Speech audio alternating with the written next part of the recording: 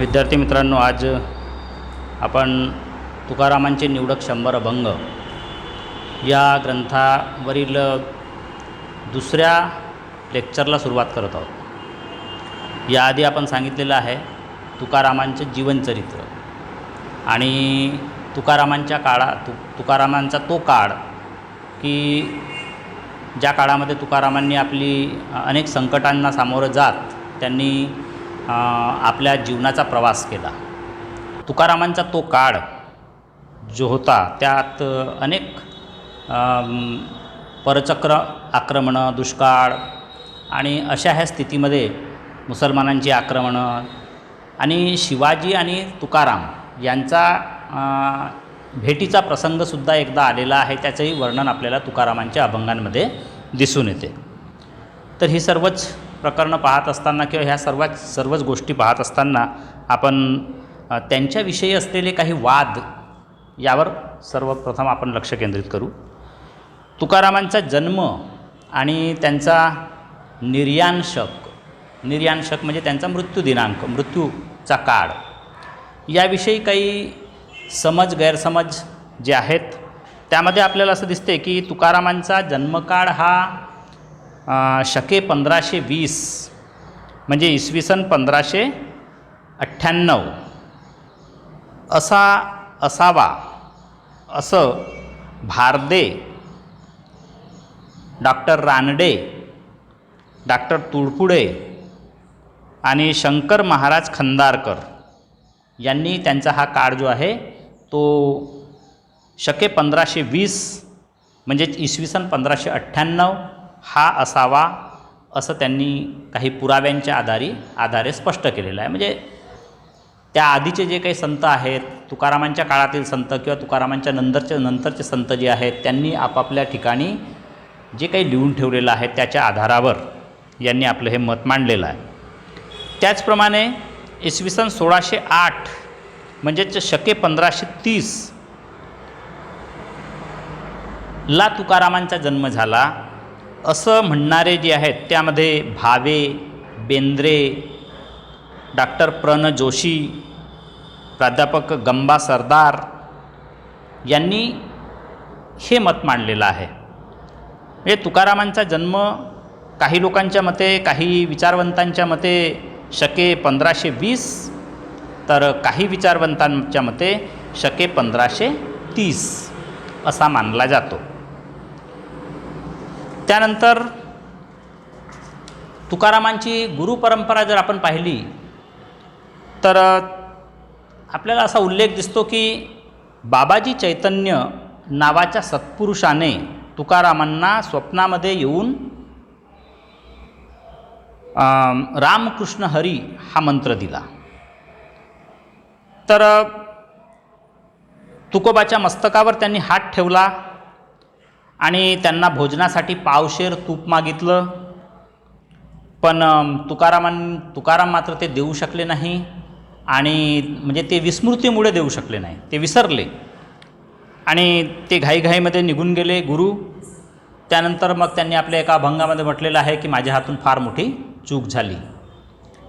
तर काहींच्या मते, श्री बेंद्रे यांच्या मते त्यांना हा जो काही गुरु उपदेश झाला तो गंगावाट या ठिकाणी झाला आणि 23 जानेवारी 1640 या दिवशी त्यांना हा गुरु उपदेश झाला असावा असं एक मत आहे। आणि तुकोबांची गुरुपरंपरा राघव चैतन्य, केशव चैतन्य, बाबाजी चैतन्य आणि तुकाराम, म्हणजे तुकारामांना बाबाजी चैतन्य, बाबाजी चैतन्याला केशव चैतन्य आणि केशव चैतन्याला राघव चैतन्य यांनी गुरु उपदेश दिला, अशा पद्धतीची ही तुकारामांची गुरुपरंपरा आपल्याला दिसते असं बेंद्रे यांचं मत आहे। तर गुरुच्या उपदेशाविषयी पु म लाड यांनी मात्र बंगालचे असलेले एक चैतन्य प्रभू, हे महाराष्ट्राशी त्यांचा संबंध आला होता आणि ते पुण्यात आणि पंढरपुरामध्ये सुद्धा आले होते। त्यांनी लोकांना नामसंकीर्तनाचं महत्त्व पटवून दिलं होतं आणि हेच बंगाली चैतन्य प्रभू जे आहेत यांचाच संबंध तुकारामांशी आला आणि म्हणून हेच चैतन्य प्रभू जे होत तेच तुकारामांचे गुरु होत असं पुम लाड हे मानतात. पण रामकृष्ण हरी हा मंत्र तुकारामांना त्यांच्या गुरूंनी दिला आणि या मंत्राचं महत्त्व वारकरी संप्रदायामध्ये विशेष आहे. कुठलाही भजन कीर्तनाला जर प्रारंभ व्हायचा असेल तर त्याआधी रामकृष्ण हरी असं म्हटलं जाते. त्यानंतर तुकाराम हे सदेह वैकुंठाला गेले असं जे म्हटलं जाते. तर सदेह वैकुंठाच्या संदर्भात अनेक गैरसमज आहेत. या सदेह वैकुंठाच्या संदर्भात तुकारामांचेच स्वतःचे 24 अभंग आहेत वैकुंठ गमनाच्या प्रसंगावर. आणि आम्ही जातो अपुल्या गावा, आमुचा राम राम घ्यावा, तुमची आमची हेची भेटी, येतून या जन्मतुटी, असं तुकारामांनी आपल्या अभंगात म्हटलं आहे. आणि शेवटी म्हटलेलं आहे की पैल हरी आले आहेत, बरोबर गरुड ध्वजाचा फडतकारही आहे. गरुड ध्वज घेऊन हरी आलेले आहेत, ते मला नेण्याकरता आलेले आहेत. आणि वैकुंठाहून हरी आला, तो श्रीरंग बोलवीत आहे, असं म्हणून तुकारामांनी फाल्गुन वद्य द्वितीया शके 1571 या दिवशी देह ठेवला. आणि तुकारामांची शरीर जे आहे, तुकारामांचं शरीर ब्रह्मरूप झालं, त्यांचं शरीर सापडलं नाही, ते सदेह वैकुंठाला गेले असं आजही भागवत सांप्रदायिक लोक मानतात. कुडी सहित तुका गुप्त, कुडी सहित झाला तुका गुप्त असं म्हटलं जाते. असं तुकारामांचंच वचन आहे. तुकारामांच्याच नावावर तोही अभंग आहे. तर या संदर्भामध्ये आपल्याला असं दिसते की डॉक्टर राग हर्षे यांनी असं म्हटलेलं आहे की श्रोते हे कीर्तनामध्ये तल्लीन होते. त्या सर्वांची नजर चुकवून तुकाराम तिथून निघाले, अरण्यात गेले आणि तिथे 1-2 दिवस राहिल्यानंतर त्यांनी जलसमाधी घेतली. दुसरा एक असा तर्क आहे की ते स्वदेहानिशी गेले, म्हणजेच त्यांनी ज्ञानेश्वरांप्रमाणे समाधी घेतली. एका ठिकाणी इंद्रायणीच्या नदीजवळ एक समाधीस्थान त्यांनी स्वतः बांधवलं होतं आणि त्या ठिकाणी ज्ञानेश्वरांप्रमाणे त्यांनी समाधी घेतली. गेल्यानंतर दार बंद करून घेतले. 3 दिवस त्या समाधी मंदिरात आवाज येत होता आणि मग पंचमीच्या दिवशी हा आवाज शांत झाला, म्हणजेच तुकोबांचा प्राण गेला, असं हे एक दुसरा तर्क आहे. तिसरं मत आहे Shanda Pendse, doctor Shanda Pendse यांनी असं म्हटलेलं आहे की मृत्यूपूर्वी एकांतवासात राहण्याची तुकारामांची इच्छा होती आणि आपल्या मृत्यू गंगेच्या काठी व्हावा किंवा हिमालयात व्हावा असं त्यांनी मनाशी ठरवलेलं होतं.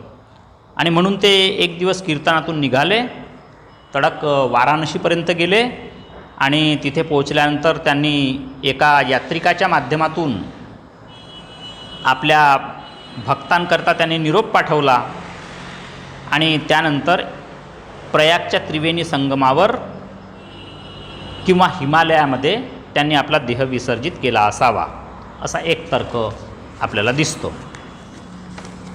तर या अर्थाने म्हणजे त्यांच्या सदेह वैकुंठाला जाण्याच्या संदर्भात असलेल्या अभंगांच्या संदर्भाने सुद्धा अनेक शंका कुशंका आणि अनेक वादविवाद आपल्याला दिसून येतात.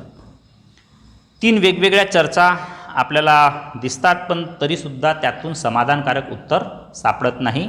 या उपरही काही विचारवंत किंवा काही विवेचक जे आहेत त्यांचं असं म्हणणं आहे की तुकारामांची हत्याही झाली असावी. त्यानंतर तुकारामांची गाथा 4,500 अभंग असलेली ही गाथा ती कशी निर्माण झाली, तर नामदेवांनी स्वप्नामध्ये येऊन तुकारामांना उपदेश केला आणि मग तो गुरुउपदेश झाल्यानंतर, नामदेवांकडून त्यांना उपदेश झाल्यानंतर बांधेसूद, ठाशीव, प्रमाणबद्ध अशा पद्धतीची अभंगरचना त्यांनी निर्माण केली. पण त्यापूर्वीच तुकोरामांच्या कवित्वास प्रारंभ झाला असावा आणि त्याची प्रसिद्धीही झाली असावी असं आपल्याला बहिणाबाईंच्या अभंगांवरून दिसते, वृत्तांतावरून दिसते. दुष्काळानंतर 3-4 वर्षांनी म्हणजे इसवी सन 1633-34च्या सुमारास तुकारामांच्या कवित्वास प्रारंभ झाला असावा आणि अवघ्या 16-17 वर्षाच्या हयातीत तुकारामांनी 4500 अभंग लिहिलेत असं ही बहिणाबाई सांगते. त्यानंतर त्यांची ही जी काही गाथा आहे, त्यांचे जे काही हे अभंग आहेत, या अभंगांमध्ये आपल्याला विविध म्हणजे त्यांनी असं काही कुठलाही असा एक सिक्वेन्स किंवा अनुक्रमानुसार त्यांनी काही असं लिहिलं नाही, एक विषय धरून असं काही त्यांनी अभंग लिहिलेले नाही. तर त्यांचं वाङ्मय जे आहे ते उत्स्फूर्त आणि आत्मविष्काराच्या स्वरूपाचं आहे. स्पॉन्टेनियस ओव्हरफ्लो आहे, त्यात उत्स्फूर्तता आहे आणि आत्माविष्कार, त्यांना जे काही जाणवलं, त्यांना जे काही ते जे काही अनुभवतात ते त्यांच्या तोंडातून सहजगत्या निघते. तर अशा ह्या अभंगांचं वर्गीकरण आजच्या काळातील अनेक विचारवंतांनी करण्याचा प्रयत्न केला आणि मग त्यातून आपल्याला असं दिसते की तुकारामांचे जे काही आवडते दैवत श्रीकृष्ण, त्यावर त्यांनी बाळक्रीडेचे अभंग लिहिले. त्यानंतर एकनाथ, त्यांना ते गुरु मानतात, तर त्यांनी त्यांच्या धरतीची आध्यात्मिक रूपकं लिहिली, गवळणी रचल्या. एका अभंगामध्ये त्यांनी मानवी देहाला शेताची उपमा दिली. ज्या पद्धतीने एकनाथ जे आहेत ते ज्या पद्धतीने रूपकांची निर्मिती करतात, अगदी त्याच पद्धतीने तुकारामांनीही ती केलेली दिसते. आणि देहाला शेतीची उपमा देऊन त्यांनी नीट राखण करण्यासाठी माणसाला सांगितलेलं आहे की या देहाची नीट तुम्ही राखण करा. त्यानंतर गवळणींची त्यांनी रचना केलेली आहे. गाई गोपाळ यमुनेचे तटी, कोणी एक भुलली नारी, यासारख्या गवळणी त्यांनी रचलेल्या आहेत. एकंदरच त्यांच्या ह्या गाथेमध्ये, त्यांच्या ह्या अभंगांमध्ये आपल्याला आत्मचरित्रपर अभंग दिसतात, प्रसंगात्मक रचना त्यात दिसते, भक्ती हा विषय त्यांनी घेतलेला आहे, साधू संत हा विषय त्यांनी घेतलेला आहे, नाम संकीर्तन, नामाचा महिमा, परमेश्वराच्या नामाचं गुणवर्णन केल्याने परमेश्वर प्राप्त होतो असं त्यांचं म्हणणं आहे. प्रापंचिक जे प्रपंच करणारे लोक आहेत, संसारामध्ये अडकलेले जे लोक आहेत, त्यांच्यासाठी त्यांनी उपदेश केलेला आहे. हे जीवित तुम्हाला जे प्राप्त झालेले आहे, ह्या जीविताचा तुम्ही काय उपयोग करायला पाहिजे, जीविताचं कार्य काय, यावर त्यांनी आपल्या अभंगातून लिहिलेलं आहे. आणि सामाजिक प्रबोधन केलेलं आहे. समाजातील लोकांना एक नीतिमत्ता शिकवणं, नीतीच्या दृष्टीने तुम्ही आचरण करा, अशा पद्धतीची सुद्धा त्यांनी रचना आपल्या अभंगातून केलेली दिसते. तर विविध उपदेश, अनुभव त्यांच्या त्या रचनांमध्ये आपल्याला आढळतात. अशा पद्धतीने त्यांची असलेली ही जी काही कविता आणि त्यांचं असलेले एकंदर जे चरित्र आहे, त्याचं दर्शन आपल्याला त्यांच्या अभंगांतूनच घडते आणि त्यामुळे त्यांच्या अभंगांचे जे काही वर्गीकरण आजपर्यंत काही लोकांनी केलेलं आहे, त्यातले एक एक मुद्दे आपण पाहणार आहोत. पहिला मुद्दा आहे आत्मचरित्रपर अभंग. आत्मनिवेदनपर म्हणजे स्वतःबद्दल तुकारामांनी आपल्या अभंगांमधून जे काही लिहिलेलं आहे, तर त्यात कोणते विषय घेतले आहेत त्यांनी आपली कुलपरंपरा सांगितलेली आहे आणि दैवी आपत्ती, दुष्काळ यामुळे आपल्या जीवनावर आलेली संकटं त्यांनी आपल्या अभंगातून सांगितली. त्यानंतर या सर्वांमुळे आपल्या मनामध्ये वैराग्याची भावना कशी निर्माण झाली आणि मग आपण परमेश्वर प्राप्तीच्या मार्गाला लागल्यानंतर आपल्याला कोणते अनुभव आले, आपला आत्मविकास कसा झाला. त्यानंतर कठोर परिश्रम मनुष्य करतो, पण हे परिश्रम केल्यानंतर संसार, मुलं आणि इतर लोक हे केवळ मात्र आपल्या सुखाबरोबर सोबती असतात, सुखासाठी ते सोबती असतात, दुःखामध्ये कोणी आपल्यासोबत येत नाही. हा विचार त्याच्या मनामध्ये जो जागृत झाला, तर हाही विचार त्यांनी आपल्या अभंगांच्या माध्यमातून मांडलेला आहे. हे सर्वच अभंग जे आहेत हे त्यांच्या आत्मचरित्रपर अभंग यामध्ये आपल्याला टाकता येतील. त्यानंतर त्यांच्या अभंगगाथेमध्ये प्रासंगिक अभंग दिसतात. काही विशिष्ट प्रसंगाला अनुसरून त्यांनी काही अभंग लिहिले. तर त्यांच्या जीवनामध्ये गुरुउपदेशाचा प्रसंग आला, तर हा गुरुउपदेशाचा प्रसंग म्हणजेच सद्गुरूची कृपा यावर त्यांनी काही अभंग लिहिलेले आहेत. त्यानंतर तुकारामांच्या इंद्रायणी नदीमध्ये वह्या बुडवल्या गेल्याचा प्रसंग, त्यानंतर सदेह वैकुंठ गमनाचा प्रसंग, त्यानंतर कीर्तन रसात आपला देह हा ब्रह्मस्वरूपाचा करता येतो, कीर्तनात जसा रंग भरतो तसे मनबुद्धीचे तादात्म्य परमेश्वराशी होते, असं ते जे काही सांगतात त्यांना असा अनुभव आला. प्रासंगिक त्यांच्या मनामध्ये हा एक विचार आला आणि त्यांनी तो आपल्या अभंगांच्या माध्यमातून सांगितला की नुसतं नाचू कीर्तनाचे रंगी, म्हणजे कीर्तनामध्ये आपण नाचून आपण परमेश्वराची प्राप्ती करू शकतो. कीर्तनाचं महत्त्व, नामसंकीर्तनाचा महिमा हा जो काही त्यांनी सांगितला तो सुद्धा आपल्याला काही एका विशिष्ट प्रसंगाच्या अनुषंगाने सांगितलेला दिसतो. त्यानंतर त्यांनी आपल्या अभंगांच्या माध्यमातून भक्तीचं महात्म्य सांगितलं. त्यांचं असं म्हणणं आहे की ही भक्ती जी असते, परमेश्वराची भक्ती ही अवीट, तिच्यामध्ये अवीट गोडी असते. एका गव्हाचे जसे पुष्कळ प्रकारचे साहित्य आपल्याला बनवता येतात. गहू एकच असतो पण त्याचे विविध पक्वान्न आपल्याला बनवता येतात आणि ते पक्वान्न आपण वेगवेगळ्या चवीनं त्यांना आपण जसं खातो, अगदी त्याच पद्धतीने भक्तीची गोडीसुद्धा अवीट आहे. भक्तीचा अनुभव हा नित्य आणि नवा असतो दररोज. भक्त व देव यांच्यामध्ये भेद नसतो. इंधन अग्नीच्या संबंधामध्ये आलं की ते इंधन अग्निमय बनते. कस्तुरीमध्ये माती मिसळली की कस्तुरी ही म्हणजे माती ही मातीलासुद्धा कस्तुरीचा गंध लाभतो. पण यासाठी मात्र देवाच्या संपर्कामध्ये जर कुठलाही व्यक्ती आला तर तो सुद्धा देवमय होतो असं तुकारामांना सांगायचं आहे. पण यासाठी मात्र त्यांनी हे सांगितलं की भक्ताचा भाव हा शुद्ध पाहिजे. भाव जर शुद्ध नसेल आणि तुम्ही जर देवाच्या संपर्कात आले असाल तर तुम्हीसुद्धा देव बनता असं होणार नाही. भक्ताचं मन हे परमेश्वराविषयी अनन्य झाले पाहिजे.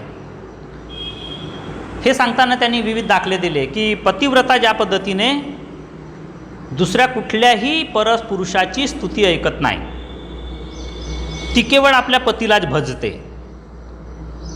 बालक केवळ आपल्या आईपुढे नाचतो. दुसरी कुठलीही स्त्री कितीही सुंदर असेल किंवा कितीही चांगली असेल पण त्याला ती स्त्री आपली आई असं तो मानत नाही. ज्याचा देवावर भाव नाही अशा माणसाला कधीही उपदेश करू नये असं तुकाराम म्हणतात. त्याचा काही उपयोग होत नाही. ज्याच्या मनामध्ये भाव नाही आहे, ज्याच्या मनामध्ये परमेश्वराला मानण्याची किंवा परमेश्वराला ओळखण्याची क्षमता नाही आहे, अशा माणसाच्या समोर परमेश्वराचं गुणवर्णन करण्यात किंवा परमेश्वराचं अस्तित्व सांगण्यात वेळ निष्कारण दौडू नये असं तुकारामांचं सांगणं आहे. कावड्याच्या गळ्यामध्ये मोत्याची माळ जर टाकली, हार घातली किंवा हत्तीला समजा कस्तुरीचा लेप दिला तर त्याचा काही उपयोग होणार नाही. त्यामुळे आपण आपला विनाकारण वेळ व्यर्थ घालवण्यात काही एक अर्थ नाही. ईश्वर प्राप्तीसाठी भक्तीचा मार्ग हा अतिशय साधा आणि सोपा आहे हे सांगतानाच तुकारामांनी ईश्वर प्राप्तीचा भक्तीचा मार्ग हा सुळावरची पोळी आहे हे सुद्धा सांगितलं. ही सुळावरची पोळी कशी आहे तर त्यांनी हे सांगितलं की भक्ती करत असताना मनाचं फार मोठं काम आहे. पण मन हे चंचल आहे आणि अशा चंचल मनावर ताबा ठेवणं आणि ईश्वराच्या ठिकाणी आपलं ते मन लावणं हे फार मोठं कठीण काम आहे. आणि म्हणून भक्ती ही सुळावरची पोळी आहे हे तुकाराम सांगतात. भक्तीच्या विषयी आणखी एक दुसरा विचार तुकाराम मांडतात की भक्तीचं सुख आपण कसं भोगणार. समजा आपल्याला भक्तीचं सुख माणसाला सतत भोगता आलं पाहिजे. भक्तीमध्ये फार मोठं सुख आहे असं तुकारामांना वाटतं. आणि समजा आपण आपल्याला समजा मोक्षाची प्राप्ती झाली, आपल्याला समजा परमेश्वराची प्राप्ती झाली, तर आपण काय करणार मग. आपण परमेश्वरच झालो की मग पुन्हा आपण आपलीच पूजा थोडी करणार आहोत. त्यामुळे तुकारामांचं असं म्हणणं आहे की मला परमेश्वराची प्राप्ती नको आहे. मला परमेश्वराच्या प्राप्तीपेक्षाही त्या परमेश्वराचं सानिध्य मला लाभलं पाहिजे. त्या परमेश्वराची जवळीक मला लाभली पाहिजे, जेणेकरून त्या परमेश्वराची मला भक्ती करता आली पाहिजे. यालाच वारकरी संप्रदायामध्ये, भागवत संप्रदायामध्ये ज्ञानोत्तर भक्ती असं म्हणतात. म्हणजे परमेश्वराची प्राप्ती झाल्यानंतरही तो जो काही भक्त असतो, तो जो काही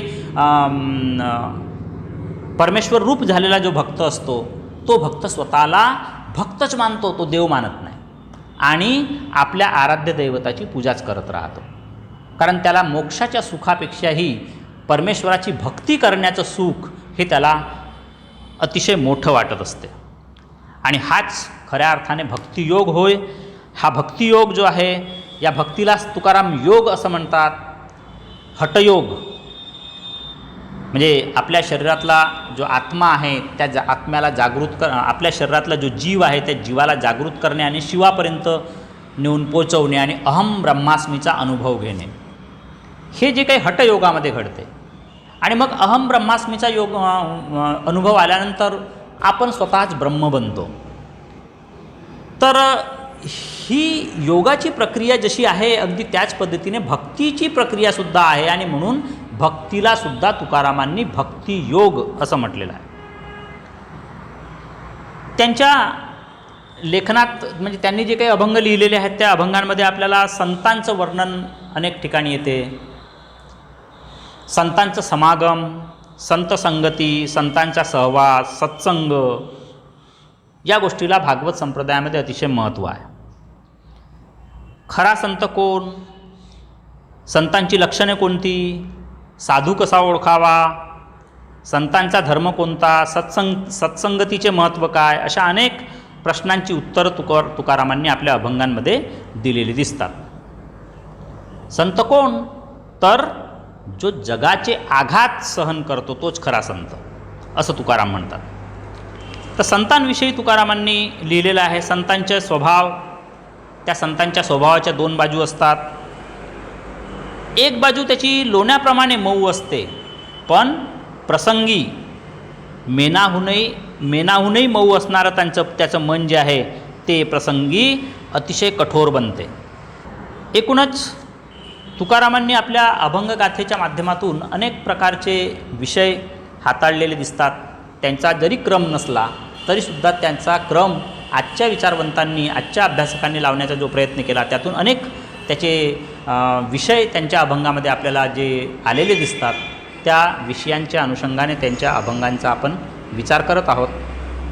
पुढील व्हिडिओमध्ये, पुढील तासामध्ये आपण त्यांच्या अभंगातील आणखी काही विशेषांचं या ठिकाणी आपण